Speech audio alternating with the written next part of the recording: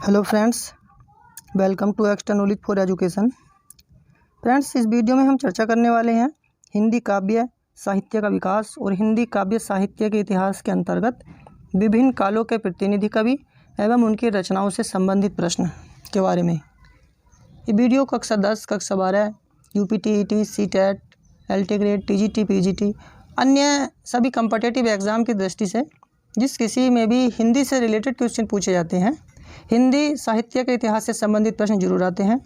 और ये प्रश्न कई रूप में आते हैं, बहुविकल्पीय के रूप में भी आते हैं और डायरेक्ट भी पूछ ले जाते हैं एग्ज़ाम में। और आप अपने प्रश्नों की काउंटिंग कीजिएगा कि आप इनमें से कितने प्रश्नों को सही कर सकते हैं, और जिस प्रश्न का उत्तर आप जानते हैं आप उसको कमेंट सेक्शन में लिखिए। इससे आपकी नॉलेज इंक्रीज़ होगी। तो शुरू करते हैं वीडियो। बहुत ध्यान से लास्ट तक वीडियो को देखिएगा। और जो फ्रेंड्स चैनल पर पहली बार आए हैं, हमारे channel extra knowledge for education को सब्सक्राइब कर लें, साथ में बेल आइकन को भी प्रेस कर दें ताकि जितनी वीडियो हम अपलोड करते हैं उन सभी का नोटिफिकेशन आप तक पहुंच जाए और अधिक से अधिक स्टूडेंट्स को लाभ हो सके। पहला प्रश्न है, द्विवेदी युग और छायावादी युग दोनों युगों में लेखन कार्य करने वाले लेखक हैं। उनका नाम है महावीर प्रसाद द्विवेदी। इन्होंने छायावादी युग में भी और द्विवेदी युग में भी दोनों में लेखन कार्य किया है। दूसरा प्रश्न है, हरिओत का प्रिय प्रवास है। अयोध्या सिंह उपाध्याय हरिओत का प्रिय प्रवास कैसा काव्य है, आप उसके बारे में बताना है।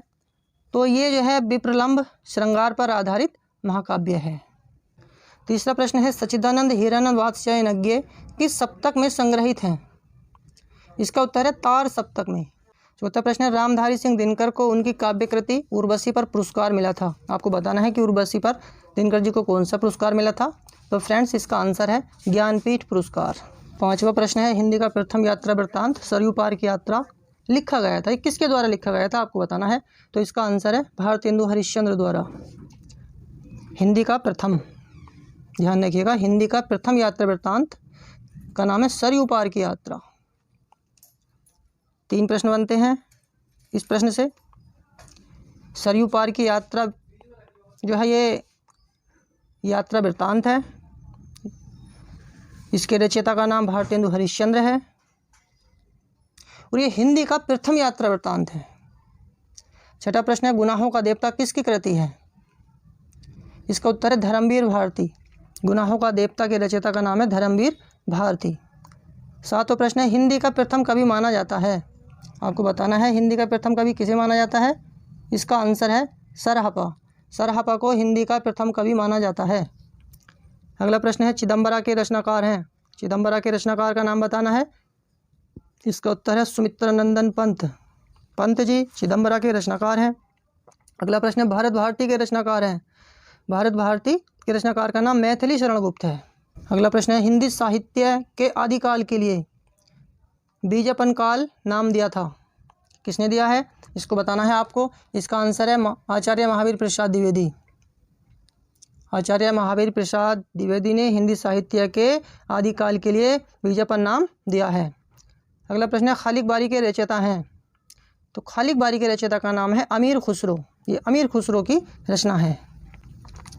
अगला प्रश्न है, भवानी प्रसाद मिश्र कौन से सप्तक में कवि रूप में संग्रहित हैं। तो भवानी प्रसाद मिश्र जो हैं दूसरे सप्तक में संग्रहित हुए। अगला प्रश्न है, अष्टछाप कवियों का संबंध भक्ति काल की कौन सी शाखा से है। इसका उत्तर है कृष्ण भक्ति शाखा से। अगला प्रश्न है, घनानंद को कैसा कवि माना जाता है। तो घनानंद को फ्रेंड्स रीति मुक्त कवि माना जाता है। अगला प्रश्न है, रामचंद्र शुक्ल ने जिस काल को रीति काल कहा उसे श्रृंगार काल का नाम दिया। किसने दिया है ये नाम, आपको नाम बताना है। रीति काल को श्रृंगार काल का नाम जो दिया था विश्वनाथ प्रसाद मिश्र ने दिया था। ये इसका राइट आंसर है। अगला प्रश्न है, श्रृंगार और वात्सल्य रस के अमर कवि हैं। श्रृंगार और वात्सल्य रस के अमर कवि हैं, इनका नाम है सूरदास जी।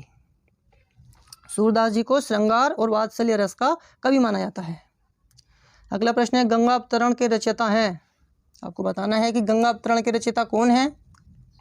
इसका उत्तर है जगन्नाथ दास रत्नाकर। ये गंगा अवतरण के रचयिता हैं।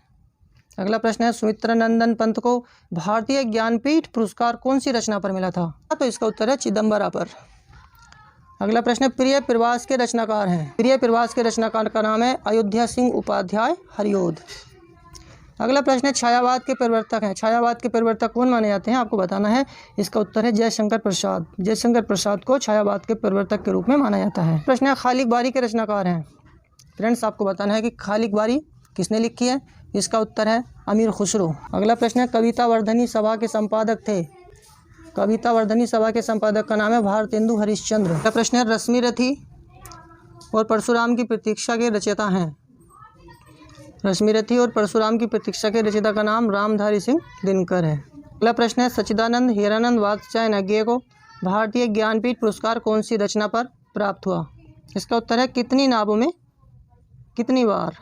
अगला प्रश्न है सूरसागर के वर्णीय विषय का आधार है। सूरसागर के वर्णीय विषय का आधार है श्रीमद् भागवत। अगला प्रश्न है अज्ञेय द्वारा संपादित दूसरा सप्तक का प्रकाशन वर्ष कौन सा है। इसका उत्तर है सन 1951 ईस्वी। अगला प्रश्न है बिहारी सतसई में दोहों की संख्या कितनी है। बिहारी सतसई में दोहों की संख्या 713 है। अगला प्रश्न है सुमित्रानंदन पंत को साहित्य अकादमी पुरस्कार कौन सी रचना पर मिला था। तो पंत जी को कला और बूढ़ा चांद पर साहित्य अकादमी पुरस्कार मिला था। अगला प्रश्न है परशुराम की प्रतीक्षा किसकी काव्य कृति है। इसका उत्तर है रामधारी सिंह दिनकर। अगला प्रश्न है मैथिली शरण गुप्त की किस रचना में राष्ट्र प्रेम की भावना परिलक्षित होती है।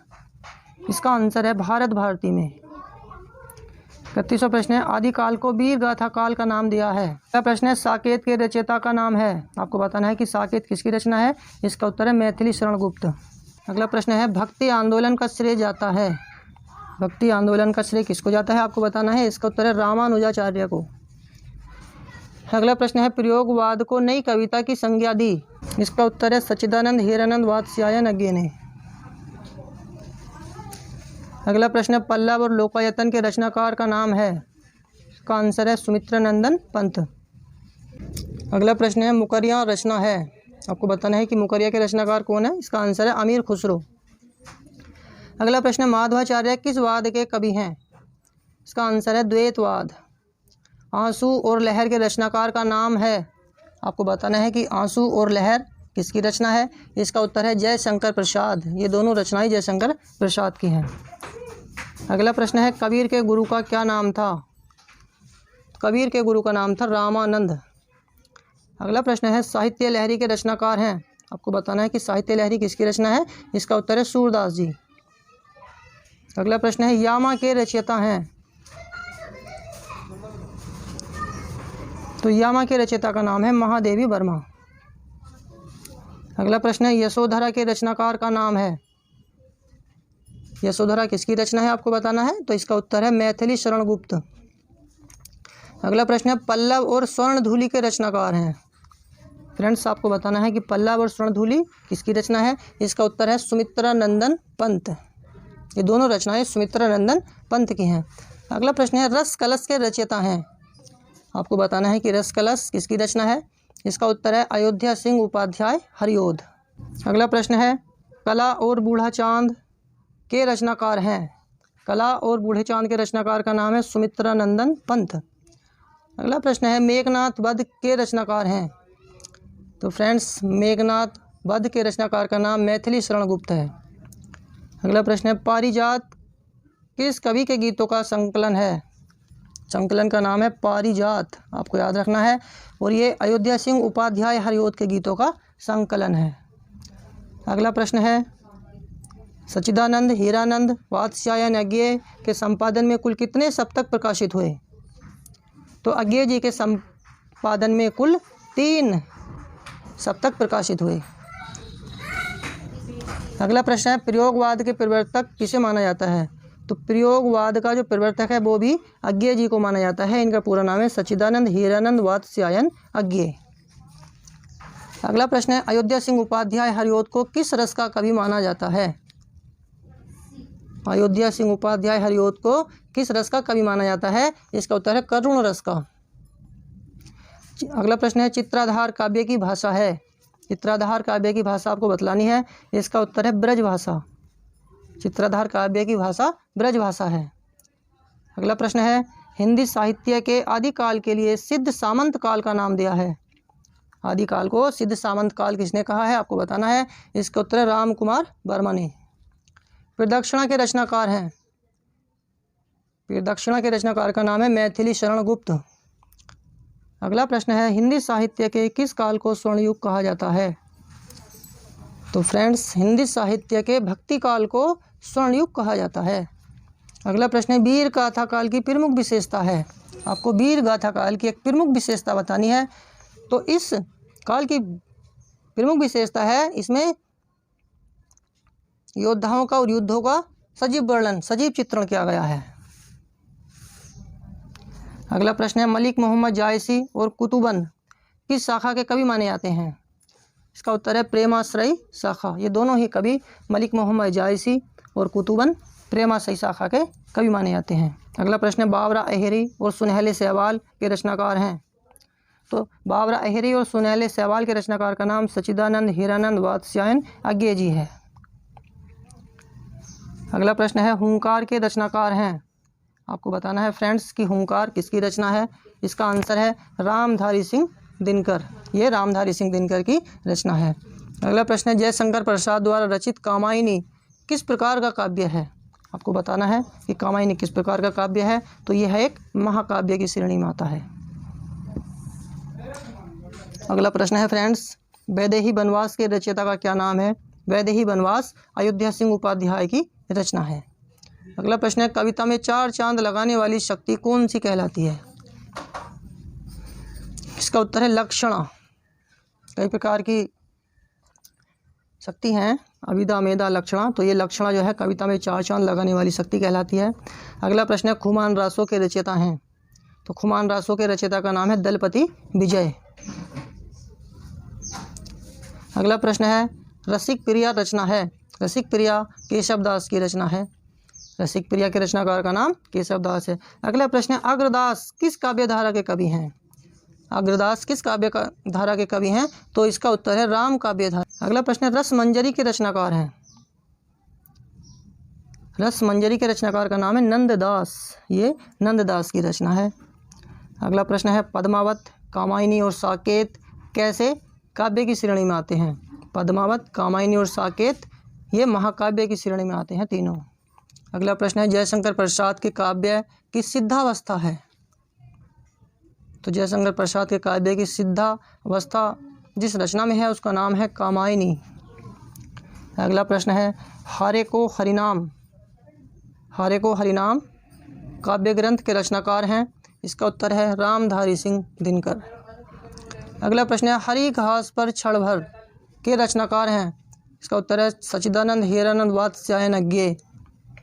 हरी घास पर क्षण भर के रचनाकार का नाम अज्ञे जी है। अगला प्रश्न है, सच्चिदानंद हीरानंद वात्स्यायन अज्ञे किस काल के कवि माने जाते हैं? तो इसका उत्तर है छायावादोत्तर काल। ये छायावादोत्तर काल के कवि भी माने जाते हैं और ये प्रयोगवादी काल के कवि भी माने जाते हैं। फ्रेंड्स, इस वीडियो में हमने ये 70 प्रश्न डिस्कस किए। ये बहुत ही महत्वपूर्ण प्रश्नों का संग्रह था। आप इसको बहुत ध्यान से देखिएगा क्योंकि ये बहुत ही महत्वपूर्ण प्रश्न हैं और मुझे विश्वास है ये वीडियो आपको ज़रूर पसंद आएगी। और यदि ये वीडियो आपको पसंद आए तो इसको लाइक व शेयर कीजिए अपने दोस्तों के साथ। और यदि आप इस वीडियो का PDF डाउनलोड करके देखना चाहते हैं तो उसका लिंक वीडियो के डिस्क्रिप्शन में मिल जाएगा। आप उसको डाउनलोड करके कभी भी देख सकते हैं। वीडियो को अंत तक देखने के लिए आपका बहुत बहुत धन्यवाद। Thanks for watching this video. Thank you very much all of you. जय हिंद, जय भारत, वंदे मातरम।